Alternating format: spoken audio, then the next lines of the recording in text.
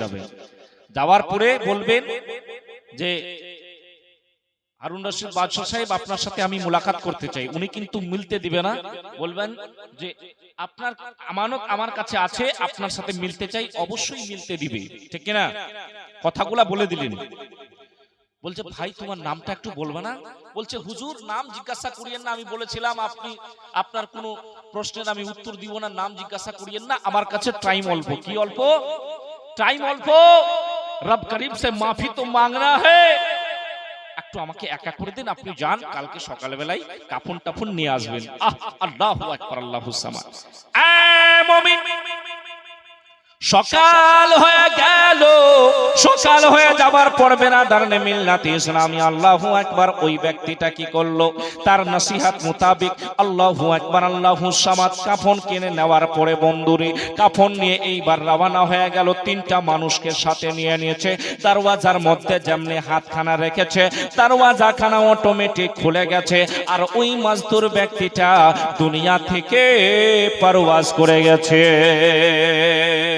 এই জগতের মুমিন, আল্লাহু আকবার আল্লাহুস সামাদ কিতাবের মধ্যে পাওয়া যায় ওই ব্যক্তিটা যে মারা গেছে, একটা দুটা মানুষ নাই রে, কোন মানুষ কোথা থেকে খবর পেতে লাগলো, হাজার হাজার মানুষ ওই জায়গার মধ্যে ভিড় হতে লাগলো। বন্ধুরে, হাজার হাজার মানুষ আসলো, সবাই যেন দাফন কাফন করলো। দাফন করার পরে বেরাদার ওই ব্যক্তিটা এবার আংটি নিয়ে কোথায় যাবেন একটু মনে আছে? কোথায় যাবেন? বাদশাহ হারুন রশিদের কাছে যাবেন বেরাদার। যখন আসরের টাইম হয়ে গেল, আসরের টাইমের মধ্যে ওই ব্যক্তিটা কি করলেন? আংটি নিয়ে এইবার বাদশাহ হারুন রশিদের দরবারের দিকে আগুতে লাগলেন, বলতে লাগলো হুজুর আপনার কিছু আমানত আমার কাছে রয়েছে, আপনার সাথে মুলাকাত করতে চাই। বেরাদার যেমনি বলা হলো সামনাসামনি নিয়ে যাওয়া হলো। বাদশাহ হারুন আর রশিদ বসে রয়েছে। এই জগতের মুমিন, ওই ব্যক্তিটা যেমনি হাজির হলো, বাদশাহ হারুন আর রশিদকে বলতে লাগলো হুজুর এই যে আপনার একটা আমানত আমার কাছে ছিল হুজুর গো, এই আমানতটা আপনি নিয়ে নেন। বাদশাহ হারুন আর রশিদ রে যেমনি আংটি দেখতে পেয়েছে, চোখের জল ছেড়ে ছেড়ে অঝর নয়নে কান্নাকাটি করতে শুরু করে দিয়েছে। জিজ্ঞাসা করলো হুজুর আপনি আংটি দেখার পরে কাঁদেন কেন? বাদশাহ হারুন আর রশিদ বলে মানুষ দুনিয়ার শোনো রে, আমি এই জন্য কাঁদি রে, এই আংটিওয়ালা কোথায় রয়েছে? কি বলছে? এই আংটিওয়ালা কোথায় রয়েছে? বলছে এই মানুষটা দুনিয়াতে বেঁচে নাই, আপনাকে এই আংটি আমানত হিসাবে পৌঁছে দিতে বলেছেন, আমি আংটিখানা আপনাকে পৌঁছে দিলাম। বলে তুমি কি বলতে পারবে কবরখানা কোথায় আছে? বলছে হ্যাঁ বলতে পারবো, কবরখানা কোথায় আছে। আয় মুমিন, বাদশাহ হারুন আর রশিদ এইবার বলতে লাগলো চলো চলো আমাকে ওই কবরের পাশে নিয়ে চলো, আমি কবরের খানা দেখতে চাই। বাদশাহ হারুন রশিদ এইবার ওই ব্যক্তিটার সঙ্গী হয়ে গেল, কবরের পাশে চলে গেল রে। কবরখানা জড়িয়ে জড়িয়ে অঝর নয়নে বাদশাহ হারুন রশিদ কান্নাকাটি করতে লাগলো বেরাদার। আল্লাহু আকবার আল্লাহুস সামাদ, অঝর নয়নে কান্দে আর বলতে আছে আমাকে ছেড়ে তুমি চলে গেলে, আমাকে ছেড়ে চলে গেলে।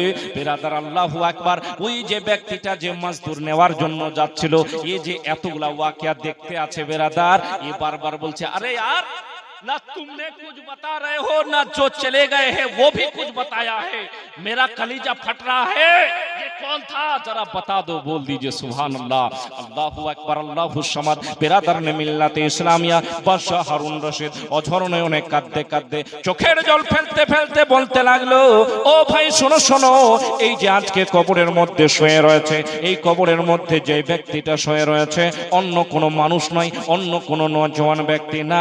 এই যে কবরের মধ্যে শুয়ে রয়েছে এই নওজোয়ান ব্যক্তিটা আমার নিজের আপন ছেলে। মুমিন রে,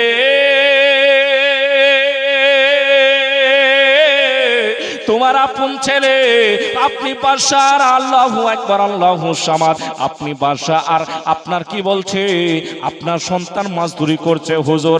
বলতে লাগলো বাদশাহ হারুন আর রশিদ শুনো রে, আল্লাহু আকবার আল্লাহুস সামাদ এ কি বলছে বেরাদার? আবু তায়ের কাছে এই ব্যক্তিটা আমার সন্তানটা বসা করছিল, আর যেন আল্লাহওয়ালা একজন মানুষ ছিল, উনি আল্লাহর জিকির ও আজকার শোনার পরে আমাকে বারবার এসে এসে বলতে লাগতো আব্বা গো অনেক দুনিয়া তুমি এক জায়গায় করে নিয়েছো, আল্লাহ তোমাকে বাদশাহী দান করেছে, আল্লাহ তোমাকে টাকাওয়ালা পয়সাওয়ালা করেছে। ও আমার আব্বা শোনো শোনো, আসো আল্লাহ রাব্বুল আলামিনের রাস্তার দিকে ঝুঁকে যাই, ইবাদত বান্দেগিতে দিন কাটাই। আব্বা আমাকে বারবার বলতে থাকতো, কিন্তু আমি তার কথার দিকে ধ্যান রাখি নাই। একদিন আমাকে ছেড়ে আমার সন্তান বাড়ি ছেড়ে পালিয়ে গেছিল। আমাকে বলেছিল, আব্বা গো, ও গো আমার আব্বা শোনো শোনো, আমি যেতে চাই, আমি আর আপনার রাজমহলে থাকতে চাই না। আব্বা গো, আপনার রাজমহলে এই জন্য থাকতে চাই না, আমি যেখানে আল্লাহকে রাজি করার জন্য ইবাদত করতে পারবো মন খুলে, সেই জায়গায় চলে যাব। ও মানুষ শোনো রে, এই যে আংটিখানা তার কাছে ভুলে চলে গেছিল, আজকে আমার সন্তান ওই আংটিখানাও আমাকে ফেরত করে দিয়েছে। আল্লাহু আকবার, আল্লাহুস সামাদ।